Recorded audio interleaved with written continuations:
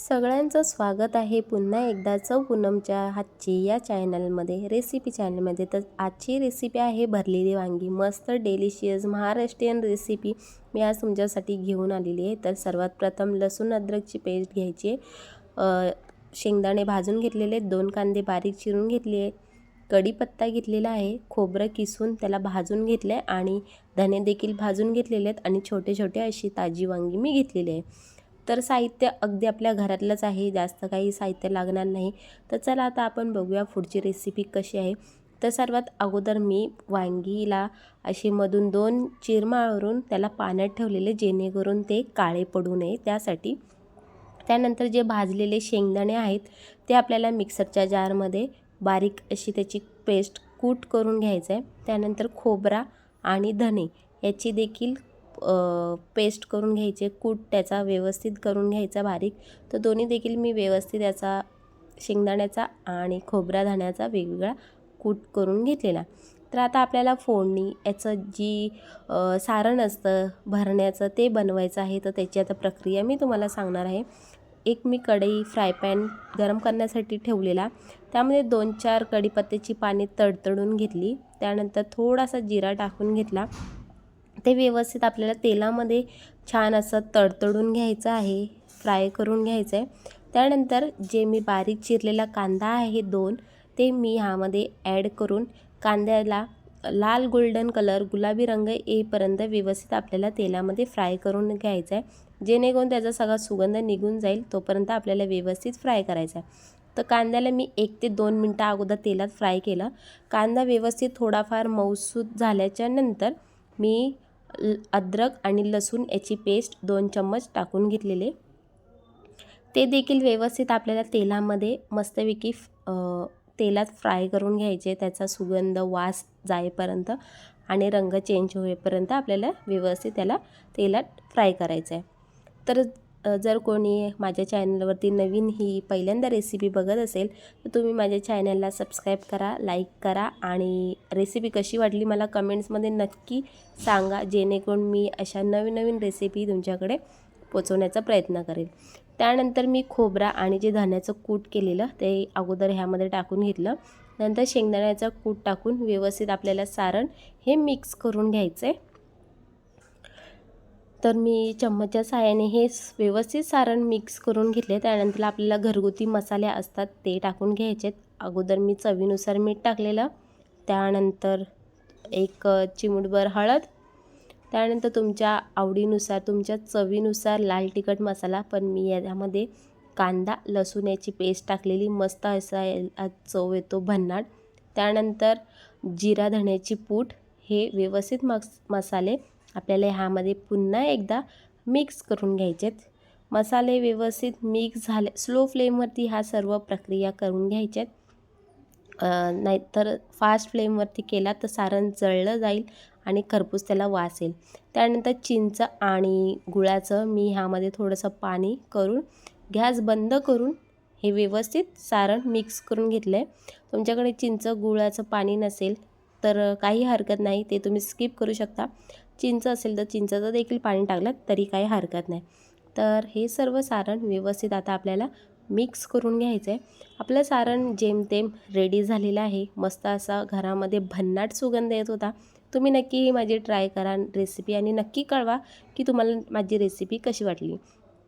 त्यानंतर एका ताटामध्ये मी सारण काढून घेतलेलं, 5 ते 10 मिनटं सारण थंड झाल्याच्या नंतर आपल्याला जी आपण चिरून ठेवलेली वांगी होती त्यामध्ये आपल्याला हे चापून चुपून भरून घ्यायचे, आतपर्यंत सारण गेलं पाहिजे, जेणेकरून की वांग्याची चव आतपर्यंत ह्या सारणाची चव वांग्याला लागली पाहिजे।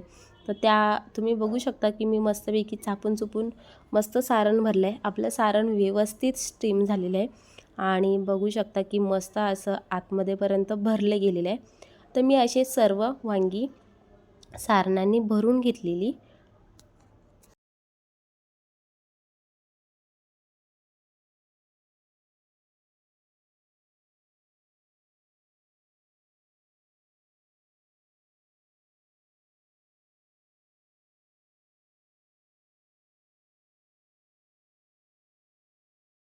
सर्व वांगी मी सारणाने भरून झाल्याच्यानंतर आता आपल्याला फोडणी द्यायची प्रक्रिया बघायची. अगदी सोपी रेसिपी आहे, काही झंझट नाही आहे.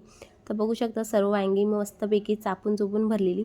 थोडंसं सारण राहिलं तर काही हरकत नाही, पुढे ते उपयोगाला येतं. तर एक कढई फ्राय पॅन मी गरम करण्यासाठी ठेवलेलं. गरम झाल्याच्यानंतर 2 ते 3 पळी ह्यामध्ये तेल टाकून घेतले. मी तेलाचा नेहमी वापर कमी करते. शरीराला हानिकारक असल्यामुळे मी तेल जास्त वापरत नाही जेवणामध्ये. त्यानंतर राई जिऱ्याची याची फोडणी दिली आणि कढीपत्ता तडतडून घेतला. हे तिन्ही व्यवस्थित या तेलामध्ये मस्तपैकी तडतडून घेतले. त्यानंतर आपण जी भरलेली वांगी आहे ह्यामध्ये टाकून घ्यायचे. तर सर्व वांगी मी पद्धतशीरपणे ह्यामध्ये ठेवून घेते.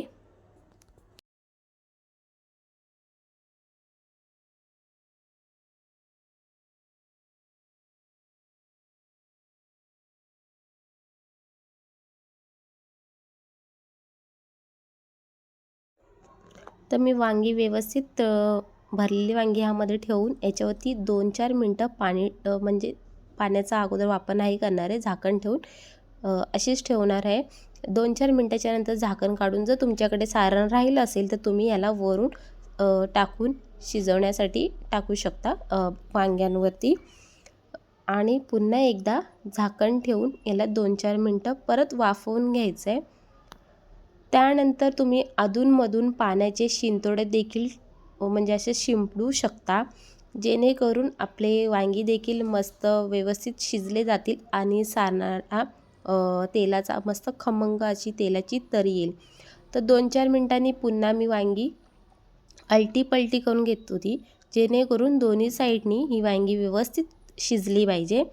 त्यातलं सारण व्यवस्थित झालेलं आहे म्हणून ते काही निघत नाही आहे व्यवस्थित. आतमध्ये मी चापून चुपून भरलेलं आणि सारण देखील बरंच राहिलेलं शिल्लक, तर ते देखील मी शिजण्यासाठी वांग्यांमध्ये टाकून घेतलेलं.